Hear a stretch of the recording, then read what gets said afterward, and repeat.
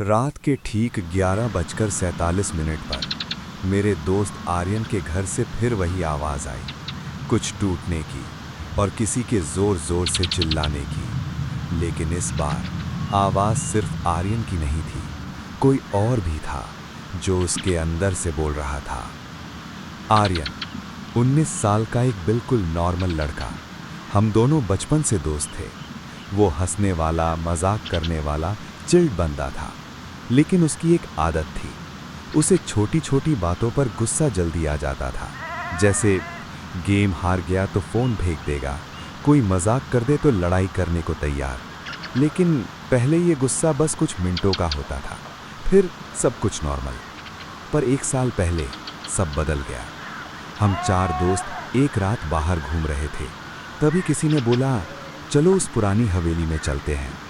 वो हवेली शहर के बाहर, जहाँ लोग कहते थे कोई रहता नहीं, लेकिन कुछ है वहाँ।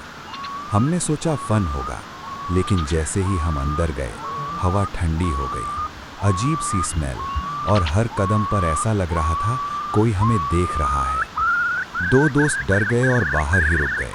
मैं और आर्यन अंदर चले गए।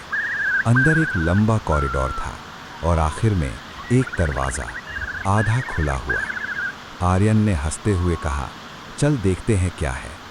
जैसे ही उसने दरवाज़ा खोला, कमरे की दीवार पर खून से लिखा था, गुस्सा मेरा है, अब तेरा है।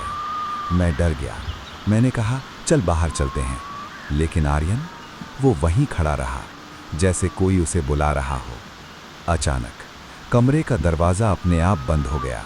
अंदर अंधेरा, और तभी मैंने देखा आर्यन के पीछे कोई खड़ा था, एक शैडो, लंबा, टेढ़ा और अजीब। उसकी आंखें पूरी काली और वो मुस्कुरा रहा था। उस रात के बाद आर्यन बदल गया। अब उसका गुस्सा सिर्फ गुस्सा नहीं था, वो अनकंट्रोलेबल हो गया था। कभी बिना वजह चीज़ें तोड़ देता, कभी खुद को चोट पहुंचाता, और एक दिन उसने अपने ही दोस्त को सिर्फ एक छोटी सी बात पर बुरी तरह मार दिया। उसकी आंखें उस वक्त वैसी नहीं थीं, जैसे कोई और कंट्रोल कर रहा हो। एक दिन मैं उसके घर गया, उसकी माँ रो रही थी। उन्होंने कहा, वो अब अकेले में बात करता है। मैं उसके कमरे के बाहर खड़ा था। अंदर से आवाज़ आ रही थी, आर्यन मुझे छोड़ दे प्लीज़। दूसरी आवाज़, तू नहीं, मैं चाहता हूँ। मेरे रोंगटे खड़े हो गए।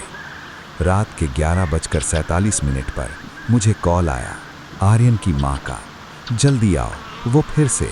मैं भागा, दरवाज़ा खुला, कमरे में गया, और जो मैंने देखा वो आज तक नहीं भूल पाया। आर्यन दीवार के सामने खड़ा था और अपने हाथ से खून से लिख रहा था, गुस्सा अब तेरा है। मैंने उसे रोका, लेकिन जैसे ही उसने मेरी तरफ देखा, उसकी आंखें पूरी काली थीं और वो बोला, अब तू। उस दिन के बाद मैं बच तो गया, लेकिन अब कभी कभी मुझे भी छोटी छोटी बातों पर वैसा ही गुस्सा आता है। और जब मैं आईने में देखता हूँ तो कभी कभी मुझे अपने पीछे वही शैडो दिखता है। अगर कभी तुम्हें भी बिना वजह गुस्सा आने लगे